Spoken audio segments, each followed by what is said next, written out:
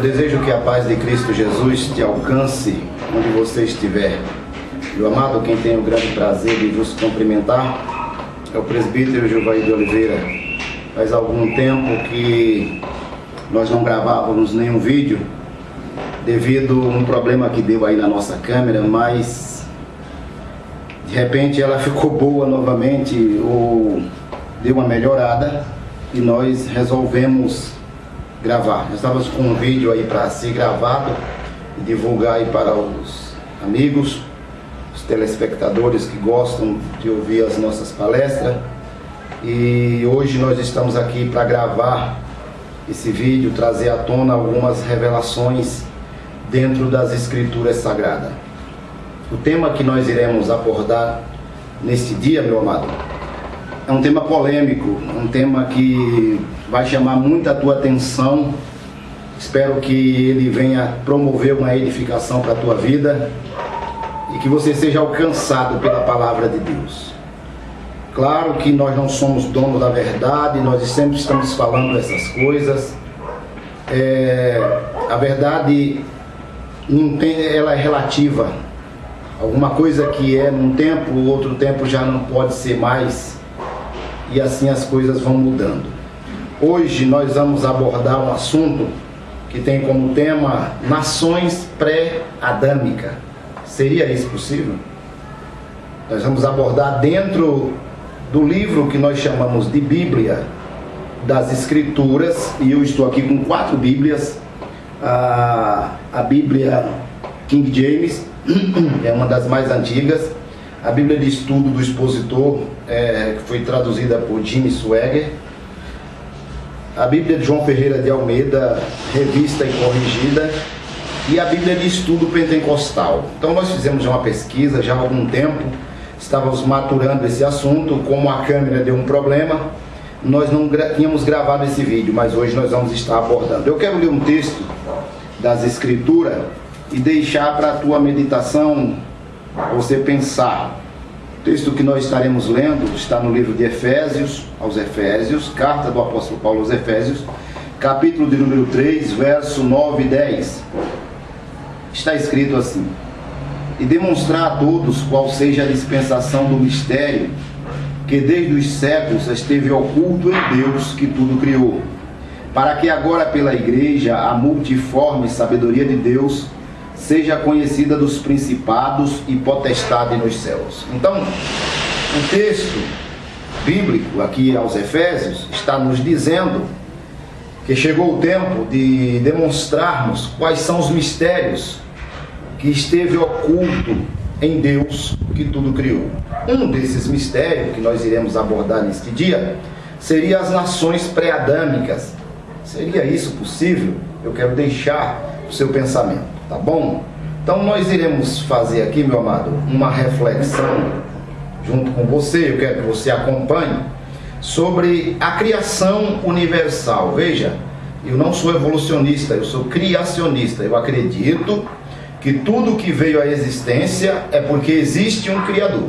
Sem esse Criador não seria possível existir nada. Então existe sim um Criador supremo, nós chamamos de Deus. Então queremos fazer esse resumo sobre a criação do universo, a criação universal, destacando dentro das Escrituras. Claro que eu estou aqui com exposto no notebook a pesquisa que nós já realizamos para ganharmos tempo, e eu nem gostaria que esse vídeo ficasse muito longo, mas acredito que ele vai se estender um pouquinho. Então, sobre a criação universal, no livro de Neemias, lá no Velho Testamento, no capítulo 9 e no verso 6, está escrito assim: Tu és Senhor, Tu fizeste o céu dos céus e todo o seu exército, e o exército dos céus te adora. Então veja que Neemias está falando que Deus é o Senhor e que existe um exército nos céus que adora a Deus. Esse exército, para adorar, são seres que são dotados de inteligência e de pensamento. É só para a tua reflexão, você pode consultar o que nós estamos falando aqui. Aos Hebreus, já no Novo Testamento, livro Carta aos Hebreus, que nós não temos uma definição de quem realmente escreveu essa carta. Para alguns foi Paulo, mas nós não vamos discutir isso aqui não. Então, na carta aos Hebreus, no capítulo 1 e no verso 14, está escrito da seguinte forma: não são porventura todos eles espíritos ministradores, enviados para servir a favor daqueles que hão de herdar a salvação? Então o apóstolo, o escritor, ele está falando de seres que não são desta terra, que são fora da terra e que são espíritos ministradores e que trabalham em favor de quem vai conseguir herdar a salvação. Claro que ele faz uma interrogação nesse assunto, mas ele está abordando isso. Também, agora quero me referir aos escritos do apóstolo Paulo, e nós vamos dar uma passeada aqui dentro da Bíblia. Na carta do apóstolo Paulo aos Colossenses, no capítulo 1, no versículo 16 e 17, está escrito da seguinte forma: porque nele foram criadas todas as coisas que há nos céus e na terra, visíveis e invisíveis, sejam tronos, sejam dominações, sejam principados, sejam potestade, tudo foi criado por ele e para ele. Essa referência a ele é uma referência a Cristo Jesus. Está dizendo o apóstolo Paulo nessa carta, ensinando os crentes de Colossos que tudo foi criado por Cristo Jesus, todas as coisas. E aí ele passa para uma criação fora da terra, ele fala nos céus e na terra, e aí ele vai descrevendo uma série de dominações. Por exemplo, tronos aí são dominações, são seres que têm um alto poder elevadíssimo. Trono, dominações, principados, potestades, seja negativo ou positivo, tudo foi criado por ele e para ele. Então significa que tudo está sobre a sua jurisdição, sobre a jurisdição de Cristo em Deus. Tudo começou a ser criado na terra, e toda essa criação que nós estamos abordando aqui, tudo isso que começou a ser criado na terra, ele começou a ser criado a terra e antes que a terra existisse. Quando se fala de tronos, dominações, principados, potestade, anjo, etc., tudo começou antes que a terra existisse, como nós a conhecemos. Então essa criação espiritual, ela começou antes que a terra existisse, como nós a conhecemos como terra. Vamos em frente aqui.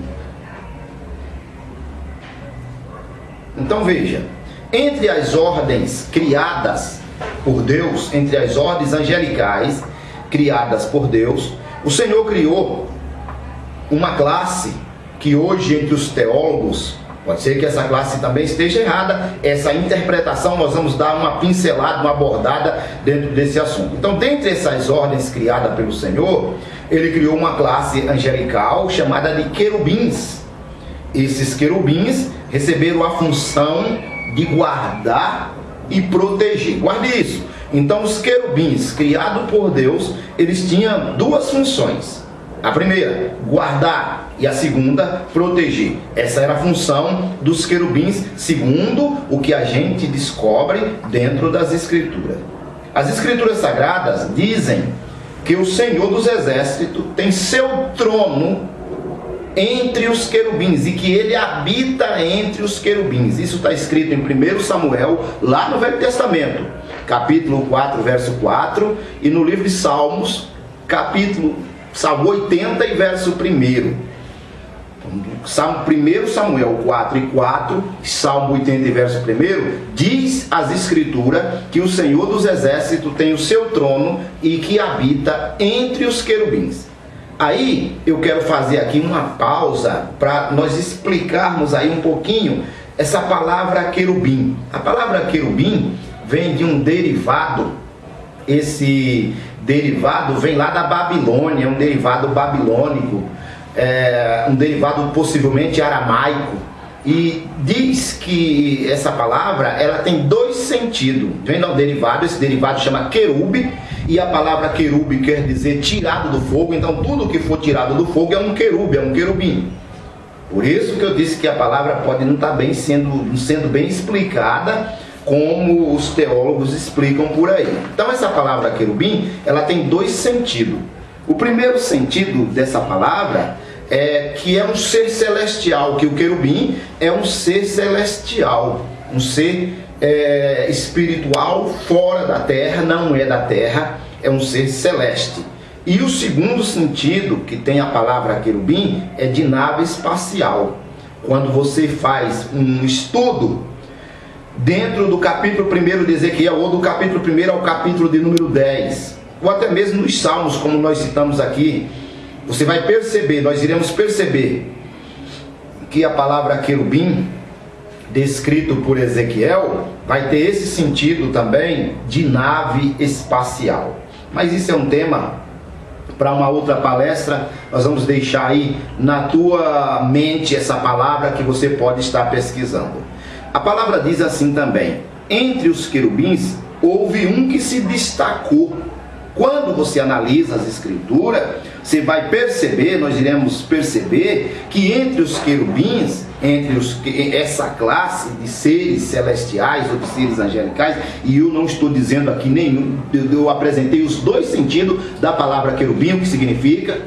Então, entre o primeiro sentido como ser celestial, houve um que se destacou. A escritura vai chamar ele de estrela da manhã, de filha da alva, e seu nome, aí esse nome é um nome criado a partir do ano 100 a.C., é o nome Lúcifer, é um nome que vem do latim, não é um nome hebraico. Lúcifer não é um nome hebraico, não é um nome aramaico nem grego, é um nome que vem do latim, esse nome Lúcifer. E Lúcifer quer dizer aquele que conduz a luz, ou aquele que transporta a luz. Então veja, esse querubim que se destacou, que era a estrela da manhã, que é a filha da alva, que as escrituras não pronunciam o seu nome, mas vem do latim Lúcifer, que quer dizer aquele que transporta a luz, ele se destacou entre todas as classes angelicais. Então vejamos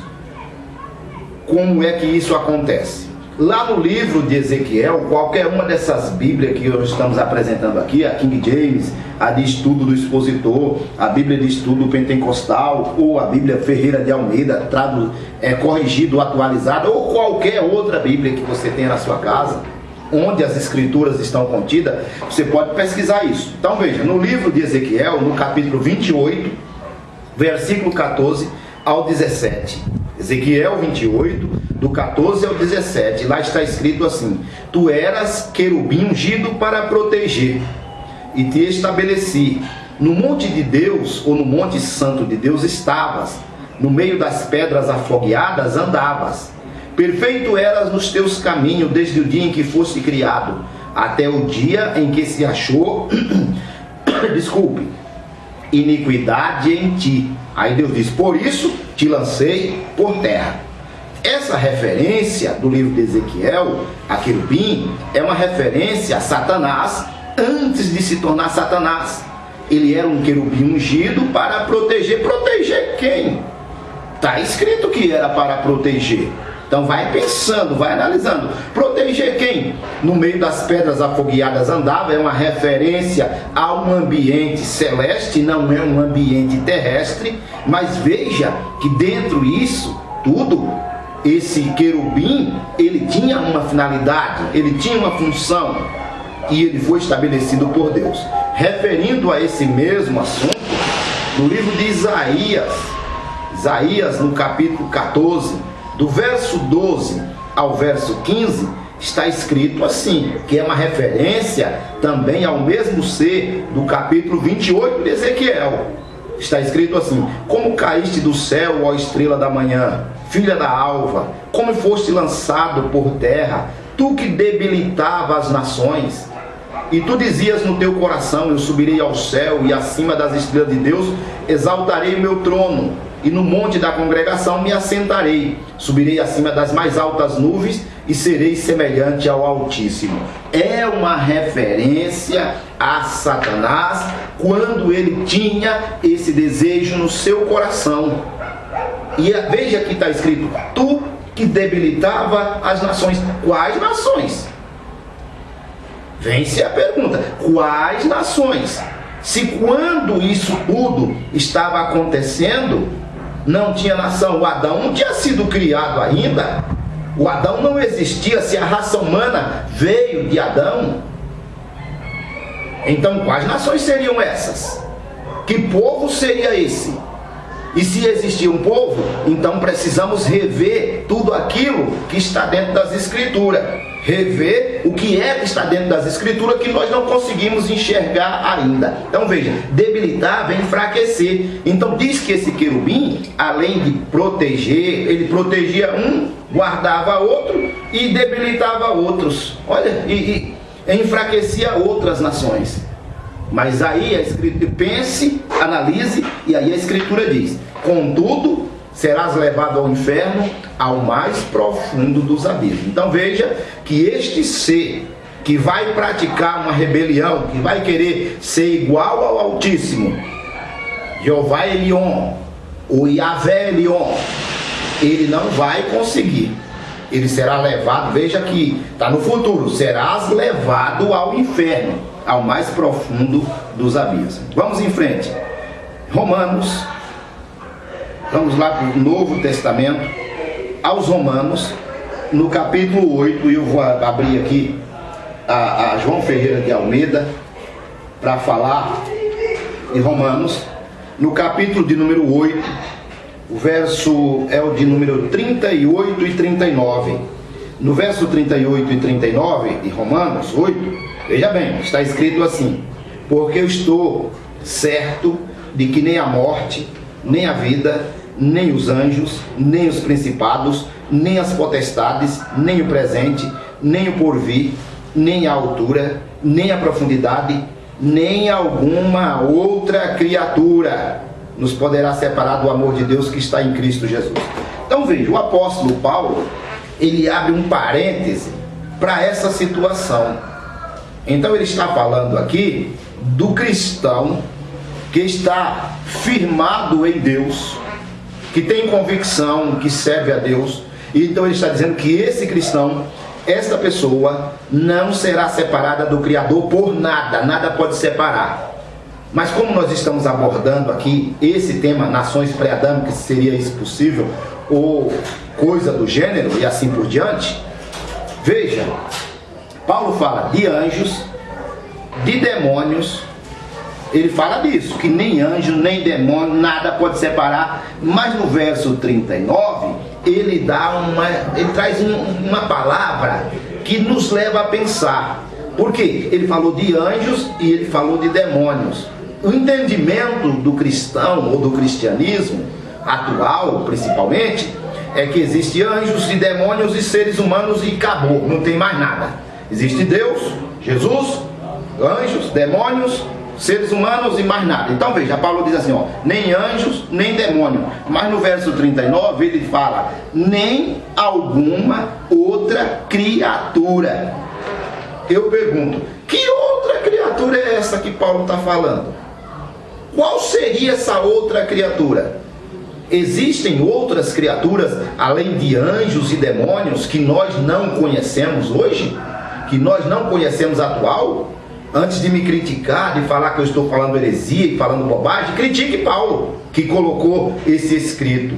Pelo menos é o que o texto está inferindo, é o que o texto está dizendo, que existe outra criatura. Agora, que outra criatura é essa? Você pode pensar e analisar.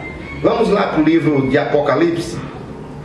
Eu quero ler aqui com os meus amados no livro do Apocalipse. Nós estamos fazendo uma introdução aí, abordando esse conteúdo, esse assunto, que eu tenho certeza que vai levar a uma reflexão da tua mente. Então veja, no Apocalipse, no capítulo 5, do verso 11 ao verso 14, capítulo 5, eu quero ler do versículo 11 ao versículo 14. É uma visão que João está tendo num ambiente celeste.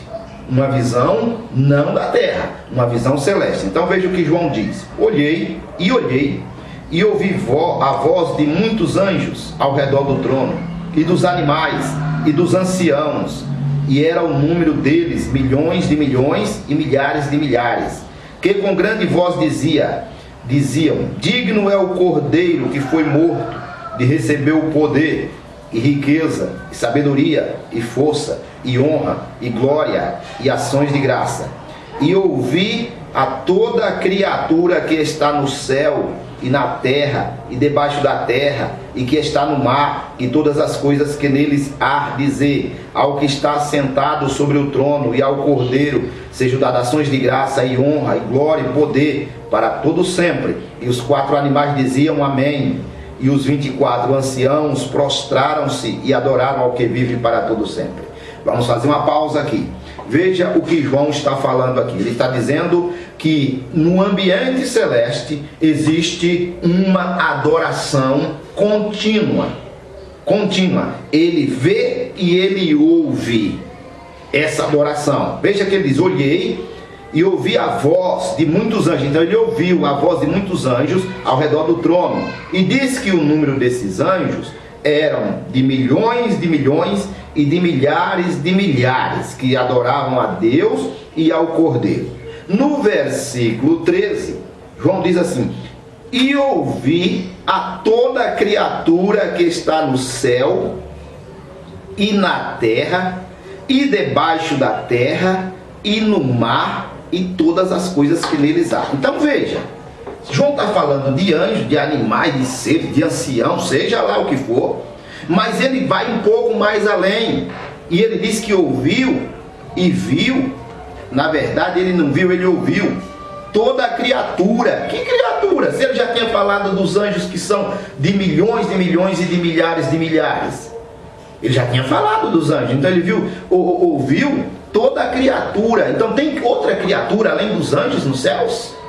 Os céus significa espaço vazio. Ele está falando de ambientes que é superhabitado, de ambientes que está povoado. Tem pessoas lá, não pessoas como nós entendemos, mas ele não diz o que é, mas ele fala toda a criatura. E veja que ele fala de criatura existente no céu, na terra, debaixo da terra e no mar. Será que alguém pode explicar quais são as criaturas? Ele não está falando de peixe, ele não está falando de verme, ele não está falando disso não. Ele está falando de seres que adoram, de seres que prestam adoração, de seres que falam, de seres que glorificam, de seres que prestam ações de graça. É isso que o texto está dizendo. João está dizendo: eu ouvi toda a criatura que há no céu, na terra, debaixo da terra e no mar. Que criaturas seriam essas que existem na terra, além dos homens? O texto não está falando de animais, não é animais. Não venha colocar chifre na cabeça de cavalo. Então veja que a coisa é muito mais profunda do que o que nós pensamos e imaginamos. Eu estou fazendo esse apanhado porque o tema da palestra que nós estamos ministrando chama Nações Pré-Adâmicas, se seria isso possível. Então você está vendo que existem criaturas nos céus, na terra além dos homens, no mar, debaixo da terra e vai por aí afora. Analisa e veja se nós não estamos falando a realidade aqui. Então veja, eu abordo esse assunto aqui interrogando, pensando, que criaturas seriam essas que existem debaixo da terra? Será que tem moradas debaixo da terra? Pelo menos é o que o texto está dizendo. Que criaturas são essas que existem no mar além dos peixes? A Bíblia não está falando de peixes. Que criaturas seriam essas que existem no céu além dos demônios e dos anjos? Porque os demônios habitam regiões celestiais. Porventura existe outro tipo de criatura? Pelo menos é o que a Bíblia está inferindo, está dizendo. Em Isaías, capítulo 14 e versículo de número 12, está escrito que Lúcifer, como eu disse para vocês anteriormente, que se tornou Satanás, diabo, caluniador, Lúcifer é quem debilitava as nações, feria e enfraquecia as nações. Que nações seriam essas que Lúcifer debilitava, que Lúcifer enfraquecia? Pois ainda não existia o homem nem sonhava de existir. O homem não foi criado no mesmo período que foram criados os anjos, como a Escritura diz, os exércitos celestes, os exércitos dos céus. Então veja, que criaturas seriam essas que Lúcifer debilitava? Que nações seriam essas que Lúcifer debilitava, que Lúcifer enfraquecia? comece a pensar, não eram homens, porque os homens não existiam, ainda não. Então vamos em frente aqui. Eu quero que você acompanhe tudo isso que nós estamos abordando aqui. Uma referência, meus amados, em Jeremias, lá no Velho Testamento, volta lá, no Velho Testamento, livro de Jeremias, profeta maior, no capítulo de número 4, eu quero ler esse texto juntamente com os meus amados, para que você acompanhe. Jeremias, capítulo 4, versículo de número 22, nós vamos ler até o 26, veja, está escrito assim, capítulo 24, versículo 22, deveras o meu povo está louco, já me não conhece, são filhos nécios e não entendidos, sábios são para o mal, para o mal fazer, mas para o bem nada fazem. Observei a terra, e eis que estava assolada e vazia, e os céus, e não tinha a sua luz. Observei os montes, e eis que estavam tremendo, e todos os outeiros estremeciam. Observei e vi que nenhum homem havia, e que todas as aves do céu tinham fugido. Vi também a terra fértil, e era um deserto, que todas as suas cidades estavam derribadas diante do Senhor, diante do furor da sua ira. Jeremias está falando de um mistério profundo aqui dentro desse texto, do contexto, como você queira entender. O profeta Jeremias está dizendo, ou está profetizando, ele está falando de um assunto que o texto está falando de cidades. O texto está falando de cidades. É só nós observarmos que nós vamos ver que o texto está falando sim de cidades. Então o texto fala de cidades que foram construídas e destruídas antes da existência de Adão, antes de existir homens sobre a terra. É isso que o texto aqui de Jeremias 4, do 22 até o 26 está falando. Jeremias disse que observou, viu, olhou, detalhou, ele viu que não tinha homem, tinha cidade, e as cidades tinham sido construídas, e essas cidades que foram construídas também foram destruídas. Então Jeremias está falando desse assunto. Meu amado, se Jeremias está falando desse assunto, eu quero te perguntar, quem construiu essas cidades? Porque não existia homem, e ele deixa bem claro isso, não existia homem algum, e já tinha cidade construída, cidade destruída, não existia homem. Quem foi que construiu? Quem construiu essas cidades? Quem foi que destruiu essas cidades? Talvez eu não traga as respostas aqui, e talvez eu só traga as interrogações, para que você pense, para que você analise. Quem construiu? Quem destruiu? Quando? Por quê? Como?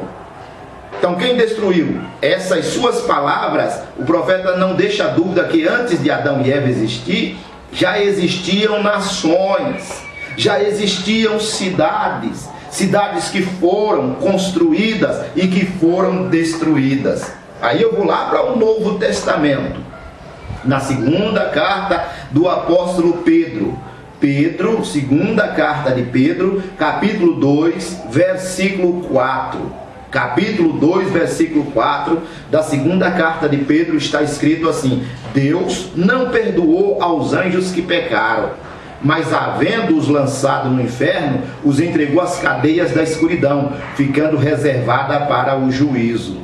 Então veja, se Deus não perdoou anjos que pecaram, está falando aí, meu amado, de seres angelicais que pecaram, possivelmente, antes do homem existir, ou está se falando após a existência do homem. Pedro já pode estar falando após a existência do homem e da relação que houve entre homem e anjo, e isso levou a um juízo, e esses anjos, muitos deles, foram lançados em cadeias eternas, aguardando o dia do juízo. Então veja que existe sim esses seres. Nós estamos destacando esse conteúdo.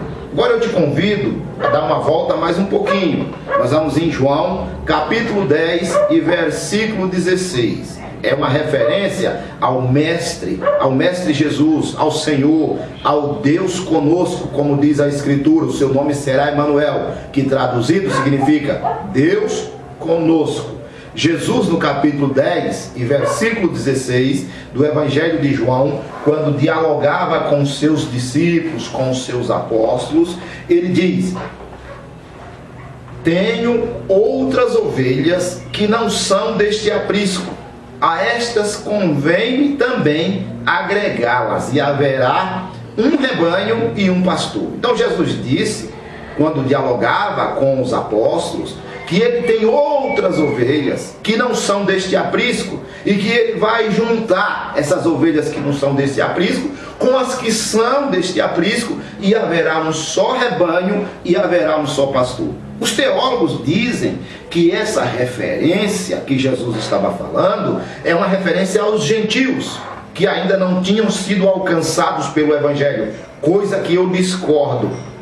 O sentido da palavra, quando o Senhor fala, tem outras ovelhas que não são desse aprisco, o aprisco aqui é uma referência ao mundo, é uma referência ao planeta Terra. Jesus está dizendo, ainda tenho outras ovelhas que não é desse planeta, elas não são desse planeta, e eu vou agregá-las, e quando eu agregá-las, eu juntarei com as desse planeta, e haverá um só rebanho, e haverá um só pastor. Olha que coisa! Então Jesus está dizendo que ele tem outras ovelhas que não são deste mundo, e essas ovelhas que não são deste mundo, você que está pensando aí que Deus desprezou, e que vou aguardar um pouquinho para não adiantar muito esse conteúdo, mas veja, você que está pensando que Deus não tem outras ovelhas nesse planeta, o próprio Jesus falou, ou fora desse planeta, é o que eu quero dizer, e o próprio Jesus falou que tem outras ovelhas que não são desse planeta, que não é daqui da terra, e ele vai juntar tudo, e haverá um rebanho só, os desse planeta com os de fora desse planeta, e todos guiados por Cristo.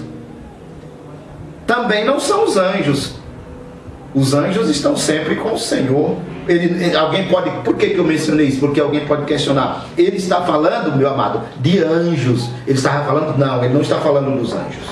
Porque os anjos estão sempre com o Senhor. É só você analisar os evangelhos que você vai ver que onde Jesus estava, ele estava acompanhado de anjo. Você acreditando ou não, leia lá e veja se não é. Então não é referência a anjo também, tá bom?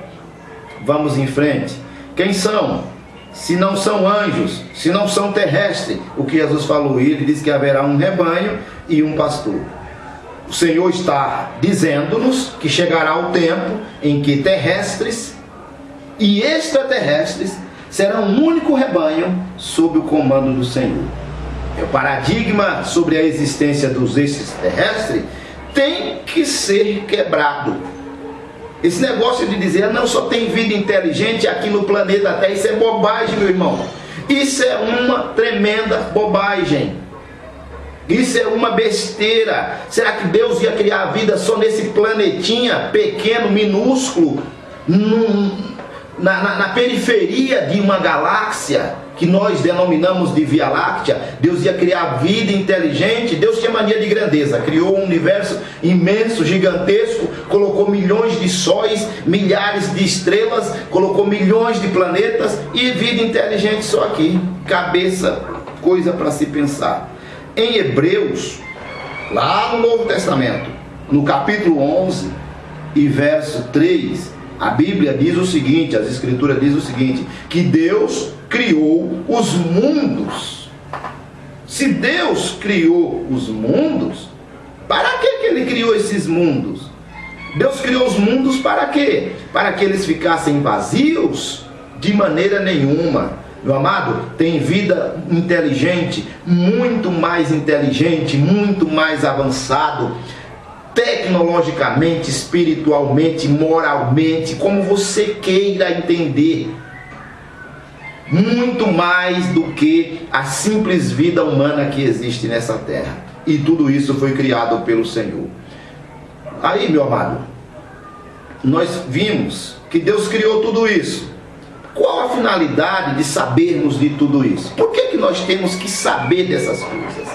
É que está chegando o tempo em que o mundo saberá que nós não estamos mais sozinhos no universo. Que nós não estamos sozinhos no universo. Não é mais, que nós nunca estivemos sozinhos no universo. Que nós não estamos sozinhos no universo. O universo é superhabitado, é superpovoado de vidas, e de vidas inteligentíssimas.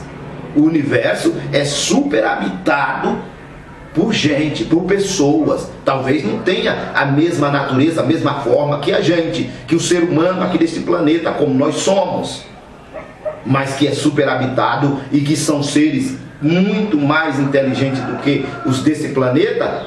Eu não tenho dúvida disso. Pode ser que tenha também algum planeta, outro planeta, que tenha vida menos inteligente também do que pessoas que habitam nesse planeta. Isso é uma outra história. E por que nós temos que trazer isso à tona? Porque o contato entre terrestres e extraterrestres, ele vai acontecer, você querendo ou não, você acreditando ou não, você divulgando ou não, você achando isso bobagem ou não. O contato entre terrestres e extraterrestres vai acontecer. Os governos das principais nações sabem dessas verdades e não divulgam essas verdades por diversas razões que não convém nem relatarmos aqui. Eles não vão divulgar. Eles não vão divulgar. Possivelmente nós sejamos apanhados de surpresa. Entendido, meu amado? Então nós vimos aqui que a Bíblia, as Escrituras, ela fala de determinadas vidas, de determinados seres que habitam outras regiões. Nós estamos abordando essa questão de extraterrestre, de vida extraterrestre, de vida inteligente fora da Terra, falando que não é simplesmente anjo como nós entendemos e como nós pregamos ou como nós ensinamos, mas que esse tipo de vida existe e está dentro das Escrituras, nós querendo ou não, nós acreditando ou não, está lá dentro das Escrituras. Agora, ainda falando dessa questão de nações pré-adâmicas, se seria isso possível, acredito que você já sabe que é super possível. Eu quero fazer uma abordagem aqui junto com você, eu te peço que acompanhe o meu raciocínio sobre a serpente do Éden. Nós sabemos que quando Deus criou Adão e Eva, colocou lá no Jardim do Éden, etc. Eu não quero fazer um apanhado aqui sobre o Jardim do Éden, mas você já sabe que Adão e Eva estavam lá. E no meio de toda aquela parafernália que aconteceu, apareceu uma tal serpente, uma serpente falante, e essa serpente falante, ela conversava com Eva, ela conversou com Eva, ela dialogou com Eva e levou Eva e Adão ao pecado. Seria realmente uma serpente que falava com Eva? Esta serpente trata-se de um mito? Será que é um mito? Será que é uma coisa inventada? Em Gênesis capítulo 3, diz que a serpente falava e conversava com a mulher. Aí eu te pergunto, seria a serpente? Ou como divulgam muitos hoje por aí, que existe, seria um ser reptiliano, que na hora de traduzir, foi traduzido por serpente? Seria um reptiliano? Um réptil? Se for um reptiliano, seria este ser de uma outra dimensão, de um outro planeta? Hoje se fala muito em Nibiru e que os reptilianos são habitantes de Nibiru e que Nibiru tem a sua trajetória no sistema solar e que brevemente Nibiru passará no sistema solar e causará um caos na Terra. Se tivesse acesso ao Éden no passado, não iria voltar no tempo presente? Então veja, se for um ser reptiliano, seria este ser reptiliano de uma outra dimensão, de um outro planeta? E se ele teve acesso ao Éden no passado, e diz que o Éden ficava ali naquela região de Iraque, de Irã, de Arábia Saudita, aquela região de Oriente, e se este ser